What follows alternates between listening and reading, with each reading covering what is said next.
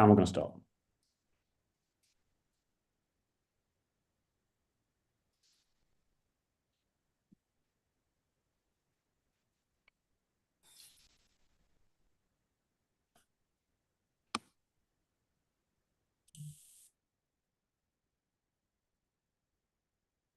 Okay, everyone, thank you for joining us today. I want to say a good morning, good afternoon, or good evening, wherever you're joining us from. I'm recognizing some of the names in the attendee list there.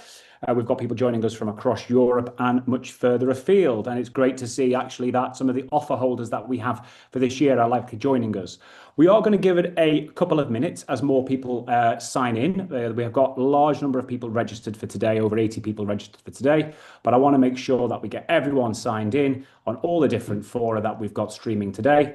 And then we'll be able to go through everything and really introduce you to this amazing campus of Queen Mary University in Malta. So we are live on YouTube, we are live on Facebook, we're live on LinkedIn. Everything is working fine today by the looks of it. I'm just going to double check our Facebook stream because there have been some issues with the other streams. But now, yeah, I can see that we are perfectly live and everything is going to plan. Okay, more people are dropping in. It's great to see those numbers and names. I'm going to do some introductions first, and then I'm going to hand over to our illustrious team from the university. Okay. My name is Ben Ambrose. I'm the Managing Director here at Medical Doorway. You may have seen me in your school. I was in schools in Dubai and Abu Dhabi recently. And back in November last year, Chanel from the university and her colleague Elaine joined us for our big events in Dubai, Abu Dhabi, and London. So for those of you who've been to one of our events, this will not be the first time that you've been able to pose questions directly to the team from Queen Mary University of London's campus in Malta. We're also joined by Pearl. Pearl joined us last year for a webinar as well, and she's still there 1 year later, a year older, perhaps a few more grey hairs from studying medicine, but she'll be able to tell you everything that you want to know from a student perspective. I think, Pearl, you're a third-year student now, am I right, or fourth year? Yes, I'm in year 3 now.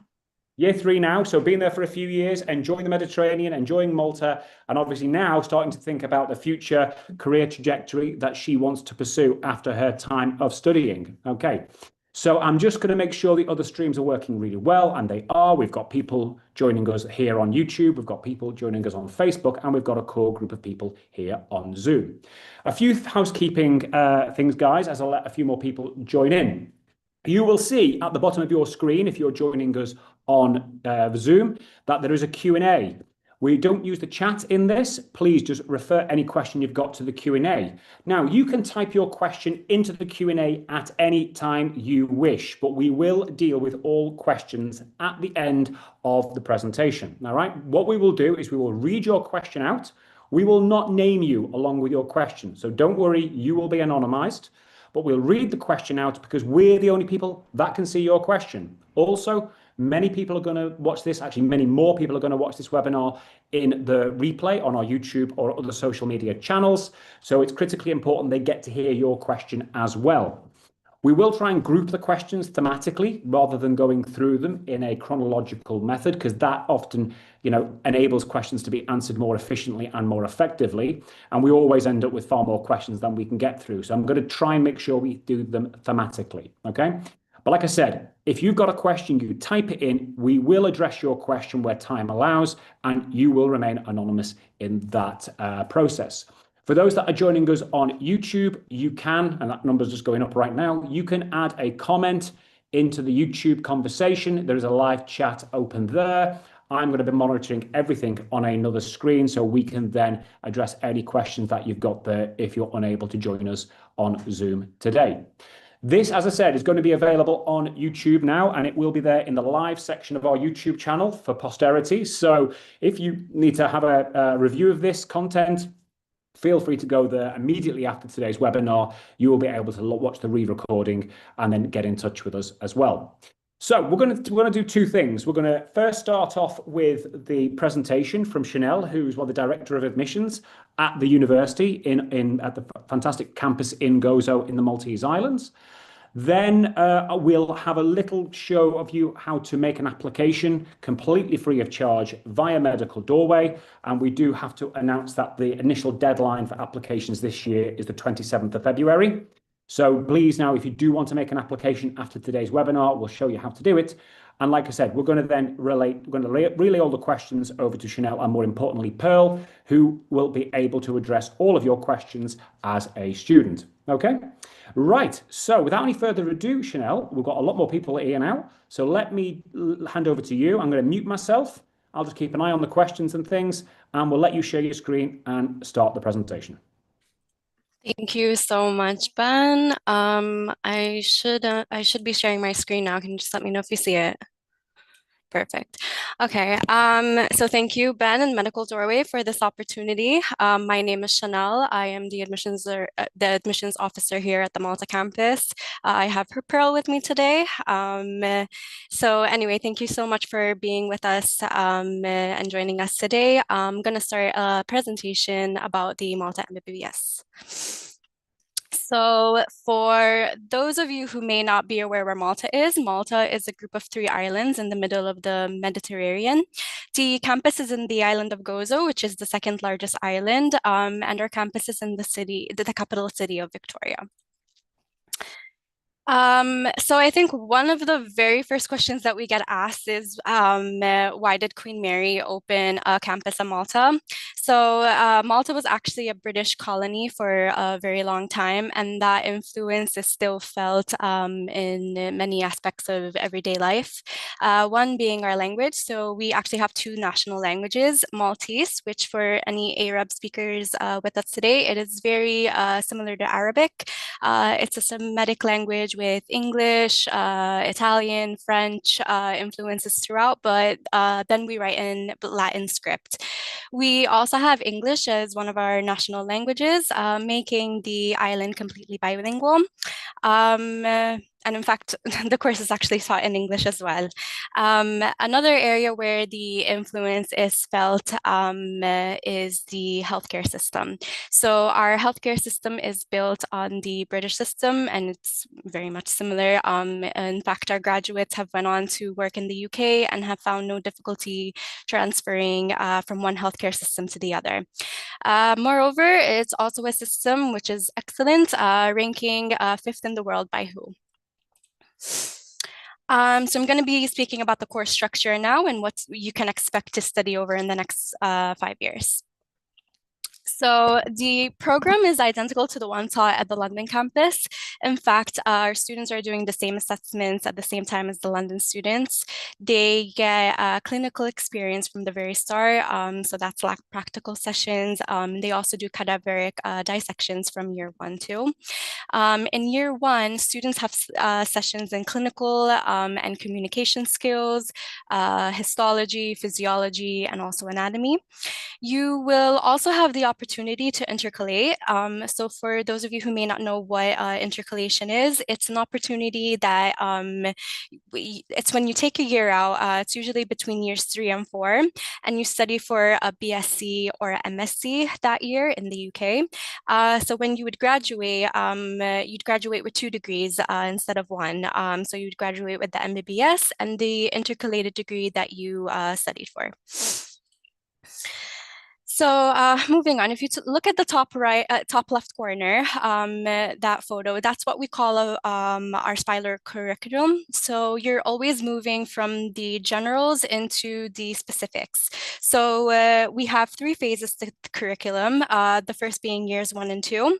So in years 1 and 2, students are mostly based on campus. It is a lecture-based system via system-based module. You'll start lessons straight into fundamentals of medicine, which is 9 weeks long. And then you'll start moving through modules like cardiorespiratory, locomotion, and so on. So in the first year, you're studying systems, and in the second year, you'll be studying the same systems, but disease as well. You will also have medicine and society, MedSoc is what we refer it to. This is basically placements and where you'll be making contact with your patients. During the first year, you'll have sessions with GPs, and then in the second year you'll have placements in 2 hospitals with allied health professionals at Gozo General Hospital, which is just across the road from campus. You'll also be doing placements in Malta. Students are attached to doctors, and there's more of a wider health team taking care of patients there as well. You'll also get to do student selected components, SSCs. This is where students can find their destined route. This is there's a long list of SSCs available to choose from, like histology, diving medicine, maternity, etc. It's okay if you don't know what you want to do. The SSC is basically your opportunity to explore all areas of medicine. So moving on to phase 2 now, which is years 3 and 4. So in the first 2 years, you're mostly on campus. And then from year 3, which Pearl will explain a little bit more later, you're mostly on placements at wards. This is where you apply what you have learned in the first 2 years, basically hands-on during your placement. We have 4 teaching hospitals across Malta and Gozo, which students have access to. You'll still return to campus for teaching and assessments. However, since we are a small campus, it's really important that you know that you will get personalized attention from the clinicians when you are in these wards. It's a maximum of 2 to 3 students per patient, so you have all the time to ask questions and practice yourself as well. Okay, so finally, year 5, phase 3, which is what we call the home stretch. You're almost ready to become a doctor. This is your opportunity to get an idea of what your life is essentially going to look like in a few months. So you're attached to a firm and you're shadowing an FY1 doctor. So while the core curriculum is always in Malta or Gozo, during the SSCs in year 5, you can do a medical placement in either Malta, the UK, or even back home, wherever that is. During years 1, 2, and 5, we also have a student exchange program between the London and Malta campus. So you could also do some student exchange programs in London as well. Okay, I'm just going to be speaking a little bit about our facilities. So this is our campus at night, and this is our campus during the day. Our campus is newly built with state-of-the-art facilities. We are on the grounds of Gozo General Hospital, so it makes going to placement when you're based in Gozo so much easier. It's literally just across the road. But rather than me talk about what facilities we offer, I do have a short video in the next slide of one of our students showing you around campus.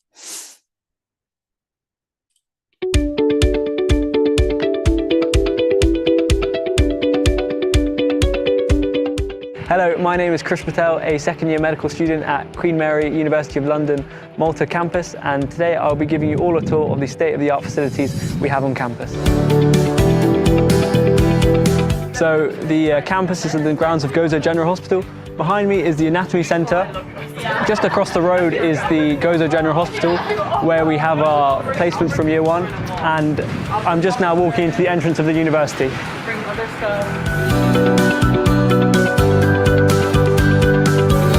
At Queen Mary, Malta, we follow the same curriculum as London, which means that the degree at the end of the course is the same as our London colleagues as well. This is the lecture theatre where most of our teaching takes place. And what I really like most about it is the fact that our lectures are all recorded, which means that we can look back at them at a future date.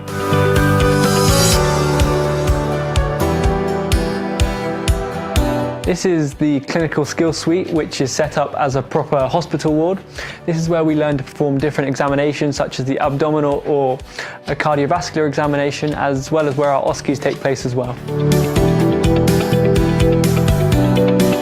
We have a range of mannequins we can practice a variety of skills on, such as drawing blood, inserting a catheter, practicing CPR, as well as using an AED.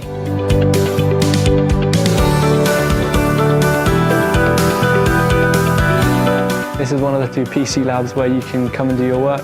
What's really good about the PC lab is you don't have to bring your laptop, and also the fact that there are a wide variety of online resources, such as Oracle, which is an online question bank, and virtual primary care, where you can look at a range of consultations. This is also where the end-of-year exams take place as well.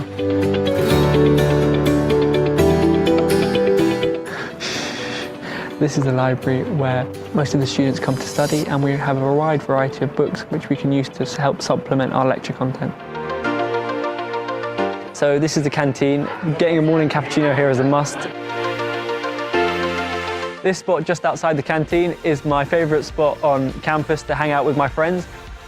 In 3 years' time, I hope to graduate from the Citadel just behind me, which is where the graduation ceremony takes place. This is our anatomy centre, where we have all of our anatomy practicals. What the anatomy practicals consist of is going through different stations, and what I really like is we have different models, we have different computers which we can use as well as having different pro sections out at the time of the practical.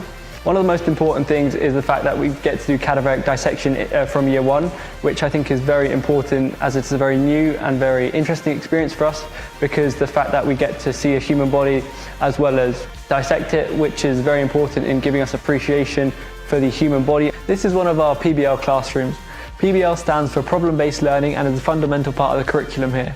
We are divided into 6 groups within the year, and we get given a new case every week. This is the SAPS office, which stands for Student Academic and Pastoral Support, which is where you can come to talk about personal or academic issues, as well as the team being a friendly face on campus. Just down the hall from the SAPS office is the SAPS Common Room, where they organise different activities such as board games, yoga, and one-off baking sessions as well. This is one of the 2 common rooms we have on campus, with the other being on the top floor where the canteen is. What I really like about this one is the fact that we can come and watch TV and sit on the sofas and relax, but just chill out on the beanbags or play some pool as well.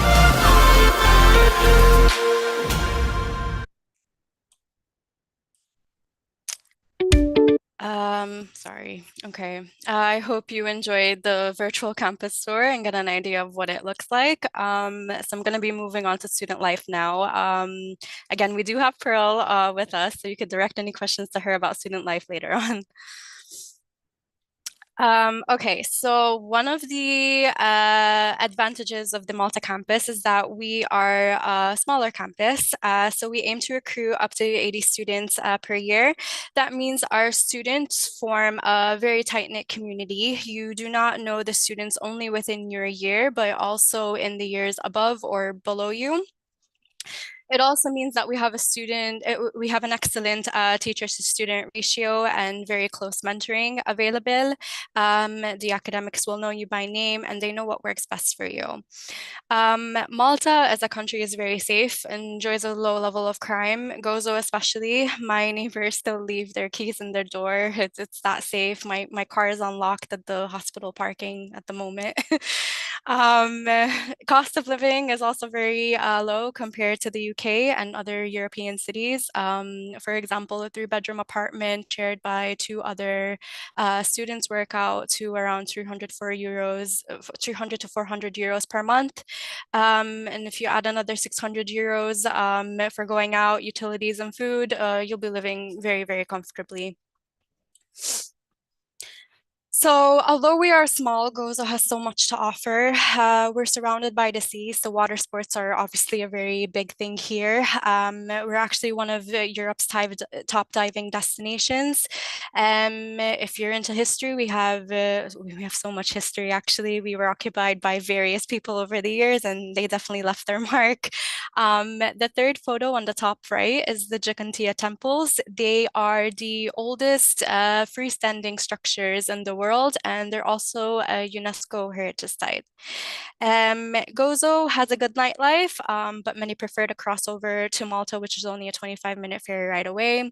Malta has more clubs and bars available. And then if you are into culture, there is always a festival or a concert going on. This month specifically, we have Carnival, which is a very big event for our students and also our student volunteers. They do form a part of the ERC for most of these events anyway. So you'll always be around the island, a part of the community. If you are into sports, gyms are available within walking distance from the campus, and they do offer student discounts. And speaking about student discounts, we also have a student discount scheme available with an app which we are very, very proud of. It provides students and staff with discounts across various vendors, both in Malta and Gozo, for whenever you're on placements across each island. You could use it for food shopping, gym memberships, restaurants, and activities like water sports, and much more. We have around 80 vendors now offering between 10 to 15%. There's something interesting for everybody. Although our campus is small, we are very, very diverse. We have 56 nationalities across the 6 continents in our student body, and we have a healthy mix of students who just finished high school or their first degrees, or have even gained some work experience before coming to join us. We do have a student union as well called the BLSA Malta. It is a student-led organization that ensures students have an optimal student experience while studying here. They organize a lot of events. For example, during Freshers Week, they had Sip and Paint and Schlen Day. They had boat parties, volleyball by the beach, pool parties and barbecues. They do Christmas dinners, halfway balls, distressor events. There's always something going on. There's also many student societies here. This is now just a glimpse. We have a lot more now. And then each student society is also responsible for organizing their own events as well. So again, in addition to BLSA, there's always something going on campus as well. Okay, now I'm going to speak a little bit more about what it means to apply for the Malta MBBS program, basically what you need to give Ben and Medical Doorway to apply on your behalf. First and foremost, we do need a UCAT score sheet per applicant. In the case that you haven't sat the UCAT last year, you would need to sit the UCAT by the 31st of July this year. We look for the 3rd decile or above, and the cutoff for 2026 entry is 1760. We do not accept SJT bands 4. We only accept 1, 2, or 3. We also ask the students are 18 at the start of the course. So if you are turning 18 past mid-October, you would miss too much of the course to start. However, you can still apply. We would give you a deferred entrance offer. But if you are turning 18, let's say like first week of October, that is fine. You just wouldn't be able to enroll until you are 18. We would still send you the material for you to catch up online while you turn 18. And then for qualifications, we accept a range of qualifications. For English, our most popular ones that we do receive are GCSE English and also the IELTS. So for IELTS, we require an overall score of 7, which must be taken within the latest 2 years. Towards the end of my presentation, I do have a couple of QR codes that links you to links which will show you more of the qualifications that we do accept. And then last but not least, again, we accept a range of qualifications. Our most popular are A-levels, IB, and the CBSEs. For anyone's applying with A-levels, we look for 3 A's in the A-level. We look for 2 sciences. One must be chemistry or biology, and a second science subject. The third subject could be any subject of your choice. For the IB, it's a 34 points overall with 665 in the higher level subjects. Again, similar to the A-levels, chemistry or biology must be included, and then a second science subject. And then for CBSE, we actually look at 2 score sheets. So your standard 10 and your standard 12. So we require in standard 10, we require 80%, and in standard 12, we require 85% in biology and chemistry. So our applications are still open. Our first application is the 27th of Feb. Please get in touch with Medical Doorway to submit your application as soon as possible. We encourage you to apply as early as possible. That means do not get in touch with him on the set 27th of Feb. Please don't leave it for the last minute. Competition is very high, and we've already started our interviews. Our interviews are held on a monthly rolling basis, and we've already started issuing offers. It's important to know that we are not a part of UCAS, so we do not accept the personal statement that UCAS is asking students for this year. So for those of you that do not know, UCAS is asking students to answer 3 questions. As we don't form a part of UCAS, we do not accept that format. So it's a traditional personal statement required, explaining your motivations and why you want to study with us. So your personal statement, reference letter, UCAT score sheet if you have it, or if not, just let me know that you're going to take the UCAT later on this summer, and your academic transcript today with your predicted grades. Anyone starting with us this year, the tuition fees are 39,500 euros for all students regardless of their nationality. So fast forwarding 5 years from now, hopefully you're able to graduate with a GMC recognized degree, MBBS degree from Queen Mary University of London. We ask that students check that the degree is accepted in the country that they wish to practice in, and obviously that you have the right to live and work in that country.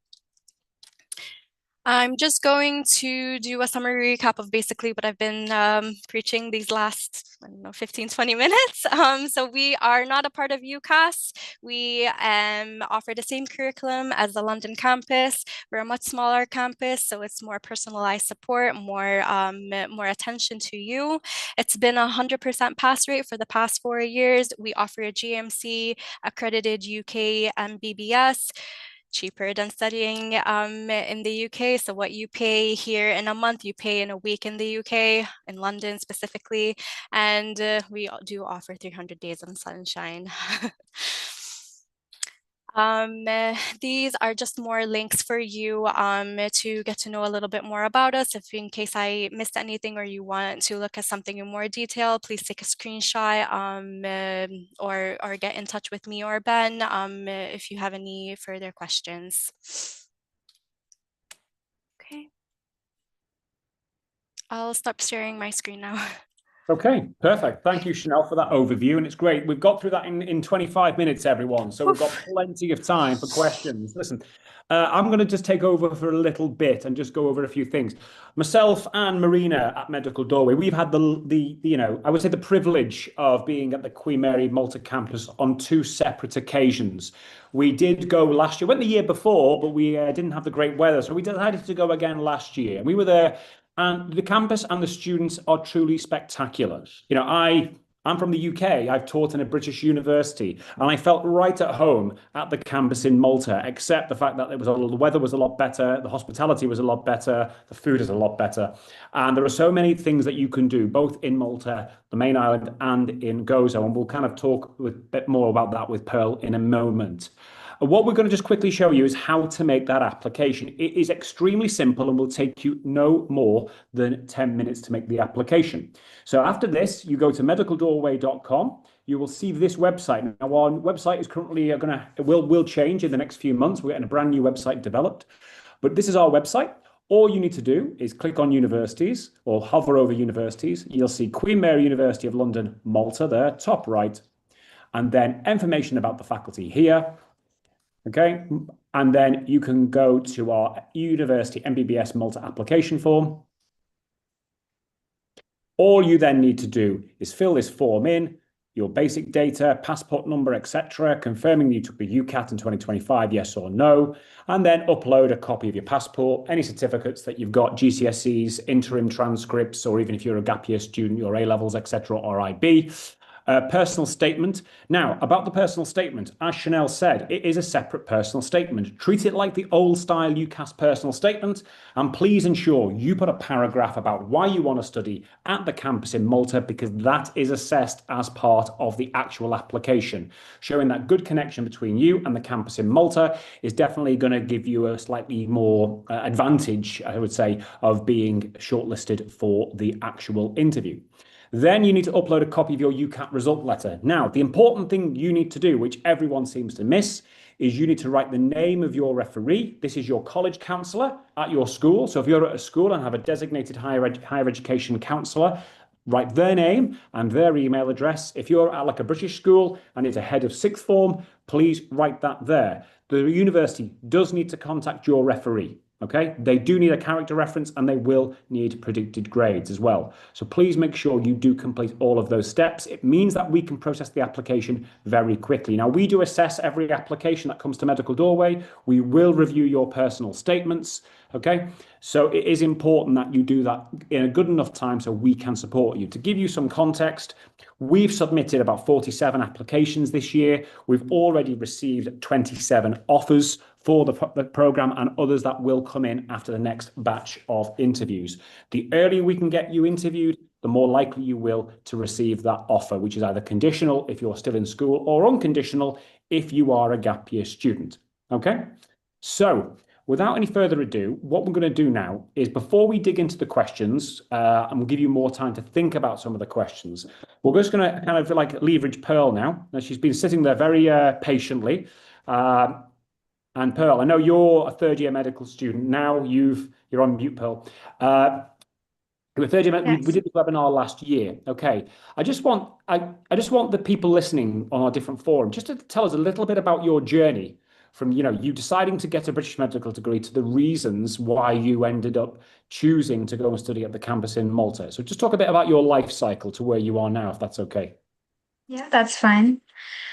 I'll keep it brief, but basically the reason I chose Queen Mary University of Malta here was because it's a UK degree, which is valid in a lot of international countries. So I have the option of moving around and working wherever I wish to.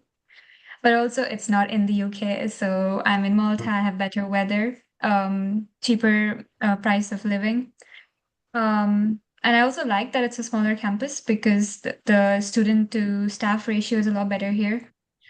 There's more opportunity to like branch out and kind of do my own thing. Like, for example, I got to start my own society this year, which would have been a lot harder to do on a London campus, the amount of people and regulations there. And yeah, I get to enjoy Mediterranean life and also study in a UK university. I think one of the big things, Pearl, and I did acknowledge earlier, I use you as an example when I do presentations, is I think you've got an Indian passport. So Yes. for you to travel to Europe, you need a visa. For you to travel to the UK, you need a visa. For those students that are online or listening to this recording who have a passport which requires them to have a visa to enter Europe, once you're a student in Malta, you're automatically got a Schengen country residency permit. Yes. So you get the chance in your vacation periods to travel and see all of Europe. Italy is Absolutely. accessible.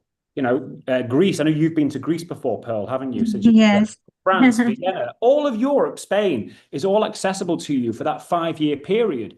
Something that perhaps you wouldn't get the opportunity to do if you chose to study, say, in the UK or Ireland, where, outside of the Schengen area. That's an opportunity that a lot of students benefit. I know some of our students from Hong Kong who I met in September last year identified that as one of the deciding factors in them choosing to study at the campus in Malta, because it gives you that lived experience as well as getting that UK degree. And for those people who are asking questions, we are going to dig into them now. So please do go through if you've got a question, please write it down. We've got about another 25 minutes before we have to sign off, but please do get those questions written down and we're going to go through them one at a time. Now, someone did ask, we've got a question about clinical placements. Okay, and there's two issues. One here. Someone said, obviously, Gozo is a small island, very small community. You've got a fantastic hospital.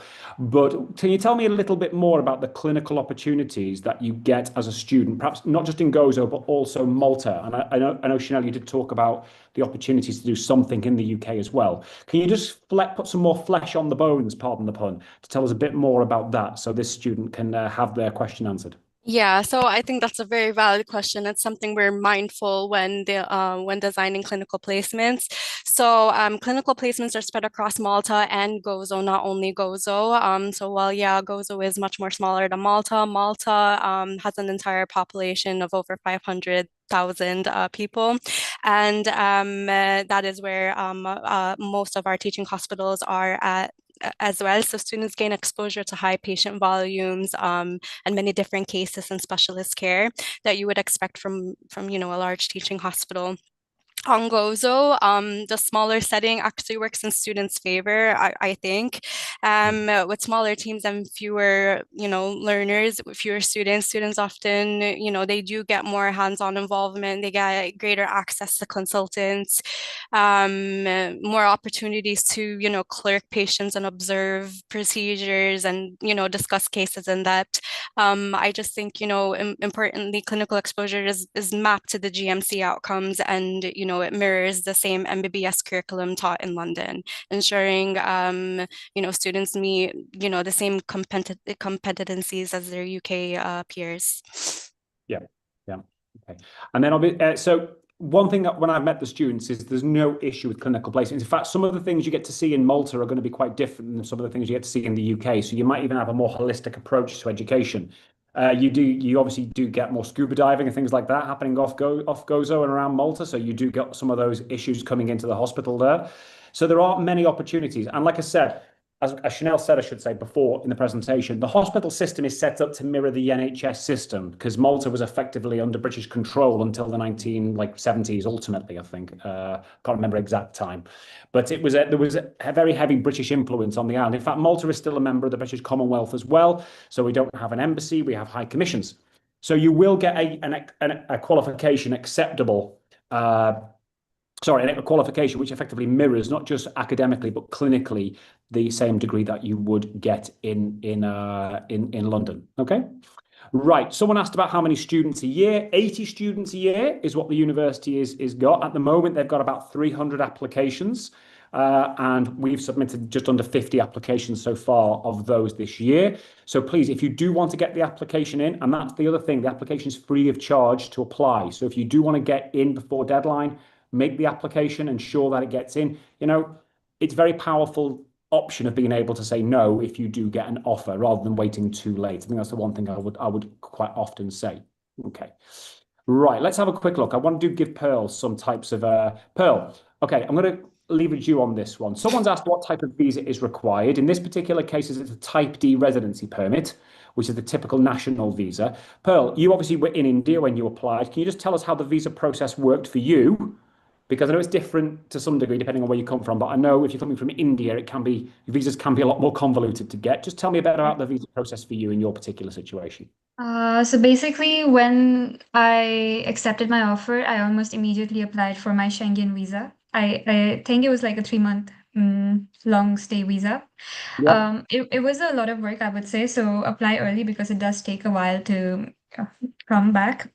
But then once I got to the country, we have Trist and we have taking care of a residence card process. They send us an email listing out the entire process in detail on how to apply and exactly what documents we need.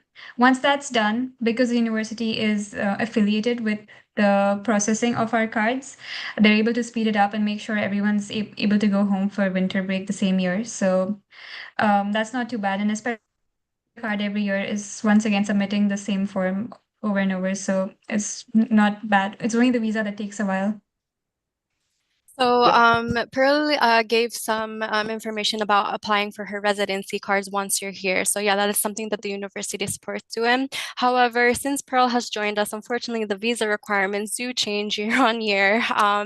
But we will be in touch with you once you accept your offer. Basically, you do need to fill in a visa eligibility form, and then we'll be in touch with you with detailed information on how to obtain the correct visa. And then, as Pearl was explaining, once you are on campus, then you have to apply for your residency, which again, Tristan and our student residency team help you throughout induction. Perfect. Yeah, I said the one thing I can always say you're going to get, not just from the admissions office, but even from the academic team and from the student support office, which I've personally visited, is world-class support. And that's the thing, because you're on the specific student-centered campus, everyone knows you. Everyone knows you personally. It's like a big family. I think that's one thing, and that's a Mediterranean thing anyway. You're part of a much bigger family, and I think the students at the campus in Malta have a much closer connection than perhaps students who go to a kind of a big, city UK campus where you have hundreds of students a year. Okay. We're going to talk a little bit. I know a lot of people have got questions about various things. We are going to be able to get through all these questions, which is good news. But I want to just discuss a couple of things about admissions. Now, someone's asked the question, are AS level resits accepted? Now, quote me if I'm wrong here, Chanel, but as long as the A levels have been finished, if it's an A level student in 2-year period, if someone's resitting AS levels perhaps in the next cycle, that's not the problem because it's ultimately as long as the final A2 levels come out within a 2-year cycle. I think I'm correct in saying that, yes? That is correct. Yes, it is. So if you're taking Cambridge International A levels, which still have an AS component, yes, you can retake modules in the second year as long as the final 3 grades are gained in that 2-year cycle. If you've had to extend them for the 3rd-year cycle with no mitigating circumstances, then unfortunately you won't be eligible ordinarily to make an application. Okay, someone's asked about the interviews. Now, I know the interviews are not in the MMI. Chanel, can you just talk to us a little bit about the interview process for how it works at the Malta campus? Yeah, so once you submit your application, we assess your application based on the qualifications you're putting forward. And if we see that you meet the minimum or will be meeting the minimum entry requirements, then we put you forward to an online-based interview. It will be held online via Teams, but it is panel-based.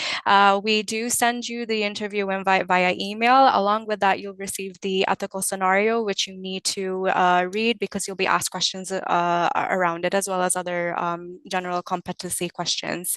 It's really important that you read the interview invite in full. That is where the article is. A lot of the students end up missing that the article is a part of the email. So again, it's really important that you read all the information that you are sent carefully, as it contains, important information like articles and times and dates. It's also important to know the time difference in Malta. So we're an hour ahead of Malta. We're an hour ahead of the UK. So that's something to work out whenever you get your interview invite from wherever you are. And remember daylight saving time for those that get interviewed summer. So at the moment, Malta is, for example, 1 hour ahead of the UK. It is 3 hours behind the UAE. Once the time changes, it will be 2 hours behind the UAE, where many of our applicants come from. So the campus will give you a time which best meets your time zone you're in. So you're not going to be getting interviewed at 1 o'clock in the morning or anything like that. Okay. So please just there's some basics that you need to kind of be prepared for. So prior proper planning prevents poor performance. Okay. Couple more admissions things. Someone's asked about the accepted percentage of international students. And this is because they're thinking about this in a UK way. For the person asking this question, everyone is considered the same for the Malta campus, okay? Everyone is considered the same. So there's no kind of EU domestic, UK domestic, or international number. The 80 seats that are available are there for every single applicant. Everyone is treated the same. The tuition fees of 39,500 euros might appear very expensive compared to a British domestic student, but if you're an international student, it marks a very significant saving compared to studying the same program in the UK. And on top of that fee thing, someone's asked about the NHS surcharge. The fees are fixed. There's no surcharge for clinicals. In Malta, that is a UK thing based on the local health authorities in the UK. So sometimes international students have to pay more in their clinical years. That's not the case for the program. In Malta, everyone pays the same for the year, fixed on enrollment. Mm-hmm.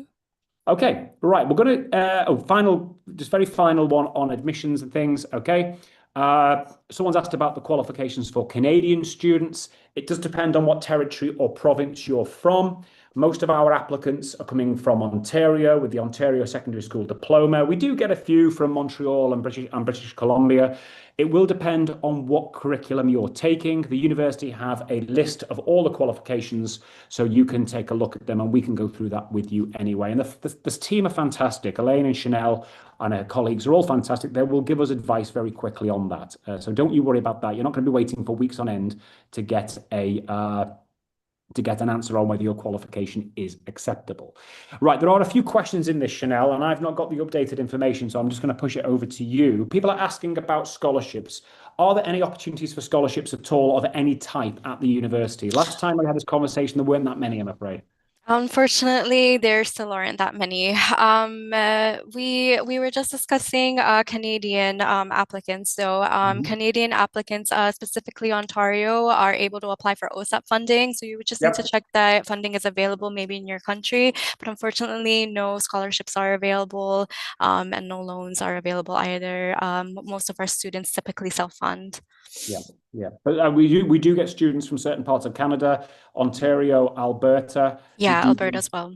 Yeah, they do have good funding, actually. If you come from a country in the Middle East, just have a conversation, and you're a local of that country or qualify for government funding, have a conversation, see if they will fund your studies in Malta.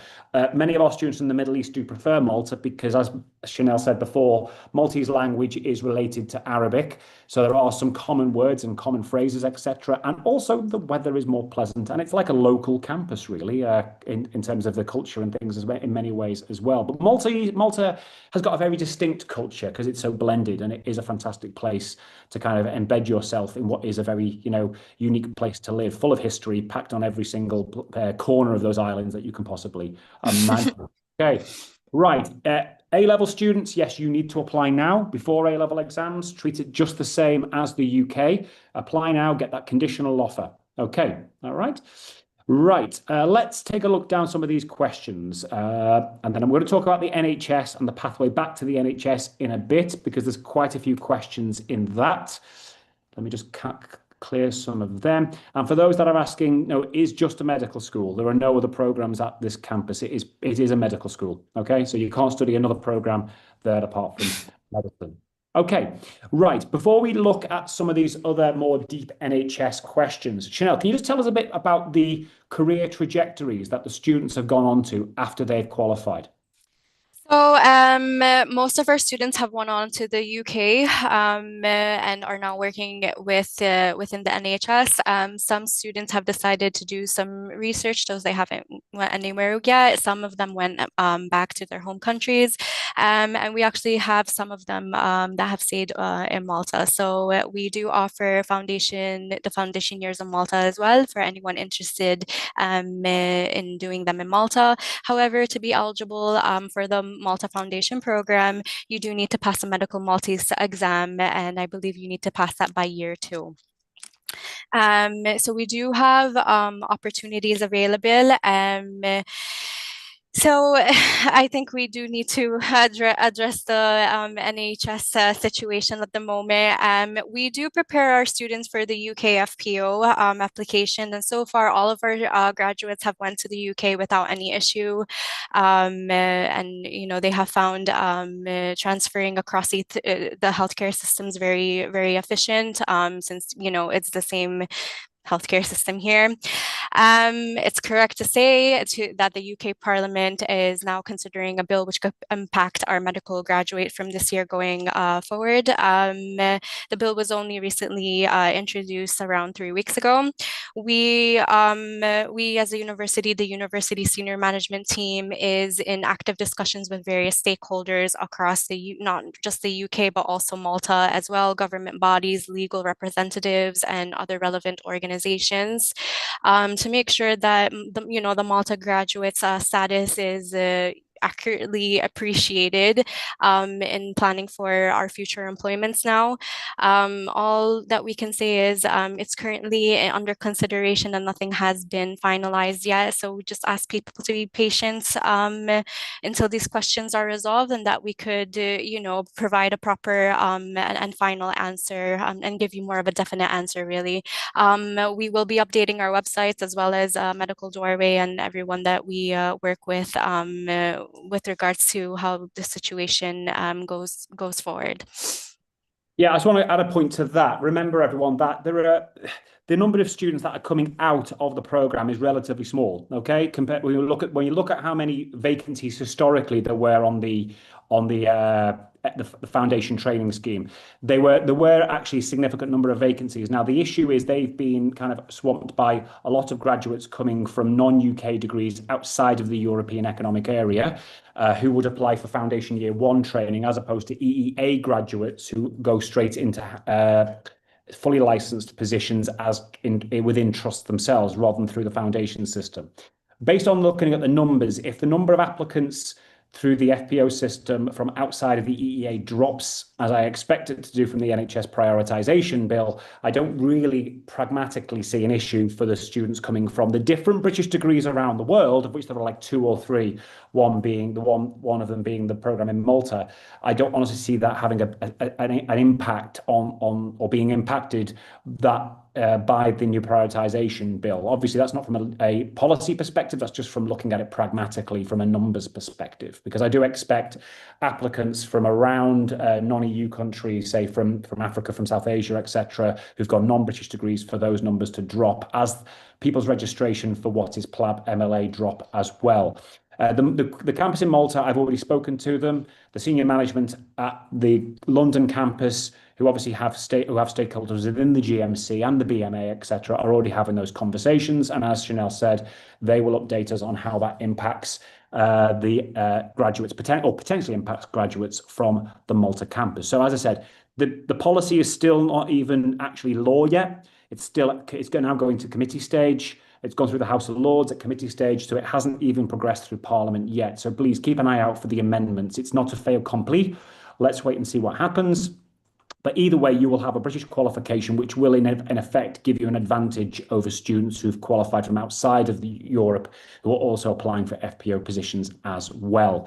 So let's just watch and see how that one goes, and we'll keep everyone updated. But the campus in Malta are also looking at other potential projects as well to give you a much more global approach to your future medical career.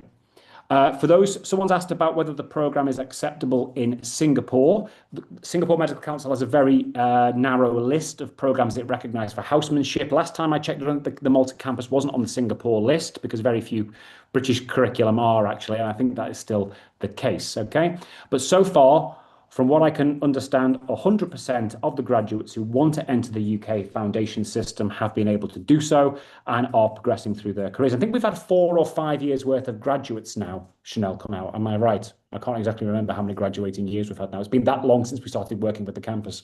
2024. Yeah, I think this is our 5th years, one. Yeah, and at Medical Doorway, we've been working with the campus since it was established at the very outset. So that's 9 years ago now.